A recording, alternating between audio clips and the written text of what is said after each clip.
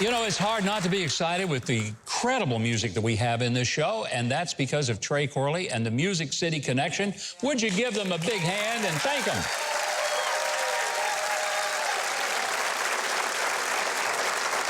Well, you've heard the phrase, follow the money.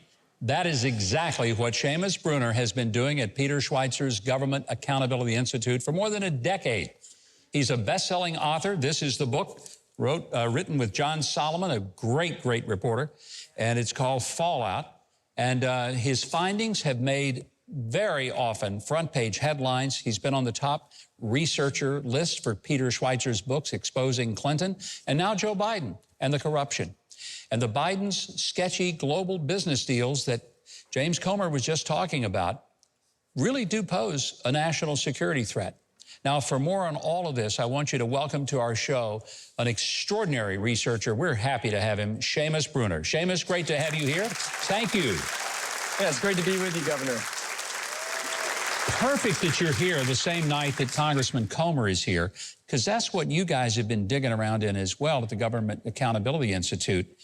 When did you first kind of start sniffing that something just isn't altogether right with what the Bidens have done in business? So right around the time of the Clinton Cash book, which readers may remember was the Clinton Foundation who blew that wide open. Just after that, we decided, well, let's look at the Bidens, see what they've been up to. So this would be around 2017. 2018 is when Peter Schweizer's book, Secret Empires, came out. That blew open the Ukraine, Burisma story, the China story, and we've been on it ever since. So, you know, it's hard for many of us to understand why there's not more public attention. The press obviously tries their best not just to ignore it, but to actually cover it up, and that's worse. Why is it that the evidence that Congressman Comer and what you've found is not landing on ears that care out there in the media? Well, it's exactly like you said. The media is in on it.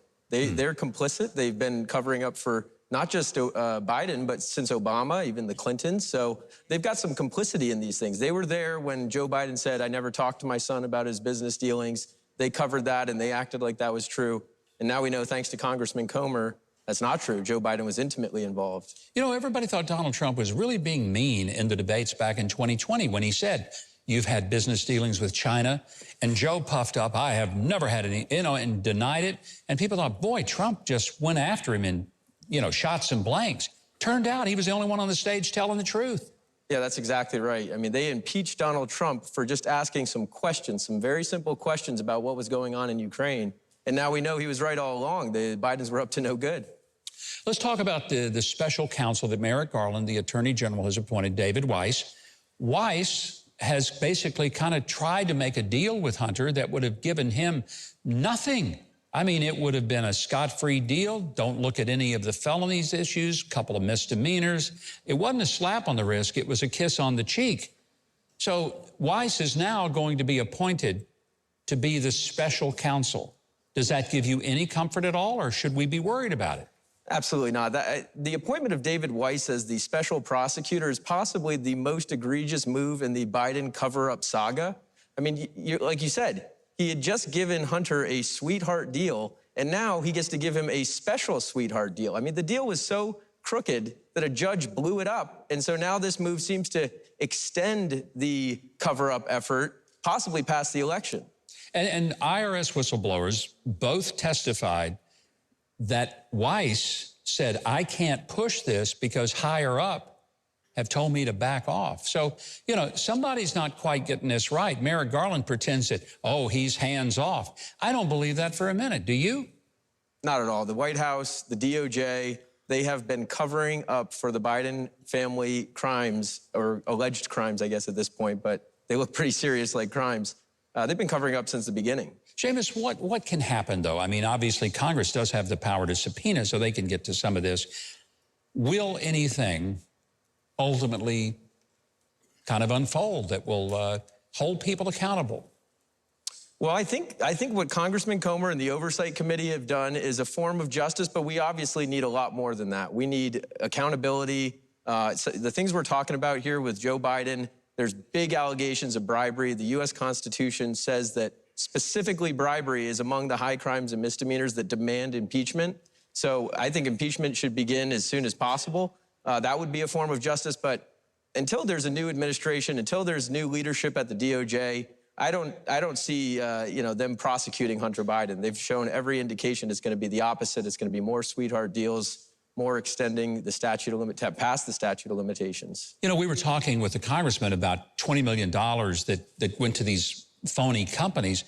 You have said that there is big money coming from Russian oligarch Alina Baturina, who was the wife of the Moscow mayor. Now, we're talking, and you mentioned money well beyond that. What kind of money are you even suggesting might be involved in those transactions? So Congressman Comer and the Oversight Committee, they have found $3.5 million in the bank records. But at the Government Accountability Institute, we obtained court records where Devin Archer said that it could be as high as $200 million that Elena Baturina had invested in this Burnham asset management company that's closely tied to the Bidens. Hunter was an executive there. He got money out of that. Now, we're not saying that Biden's got $200 million, but that's exactly how much Elena Baturina is alleged to have invested in a Biden-linked entity. Where do these people get that kind of money? I mean, $200 million is not the kind of money that you carry in your pocket. That's a lot of dough, $200 million. Where do they get that money? So Elena Baturina, she is like an oligarch's oligarch. She's the first female billionaire in Russia. She's got close ties to Putin. We found in the WikiLeaks, she's actually has ties to organized crime. A lot of that money was acquired through corrupt dealings in Moscow, real estate dealings and sweetheart, land grab type stuff. And so the timing here is what's really interesting. So when does she invest in the Biden businesses? It's 2014. It's during the Maidan Revolution, after the Maidan Revolution, with the overthrow of the president of Ukraine. A lot of Russian oligarchs were thinking, is the U.S. going to put sanctions on us? And if the U.S. is going to sanction us, we need to get our money out of here. So they started looking for safe havens. And so this oligarch, Baturina, she invested where safer than with the son of the vice president. So that's possibly, the safest place you could put your money if you're a Russian oligarch is with the Bidens. I mean, this is frightening stuff. Seamus, it's important what you're discovering. I hope people will get the book Fallout that you've written with John Solomon, but more importantly, they need to follow what is going on at the Government Accountability Institute. For our audience, Seamus's books are available everywhere that books are sold, as well as Peter Schweizer's books. And we've got links for you, as always, at Huckabee.tv. Now, speaking of covering up stuff, we pay Keith Bilbrey to uncover things, and he's just uncovered what we have coming up on the rest of the show. Keith? Well, get ready for some delicious Southern cooking with Sydney Holder. It's going to be peachy. Don't go away.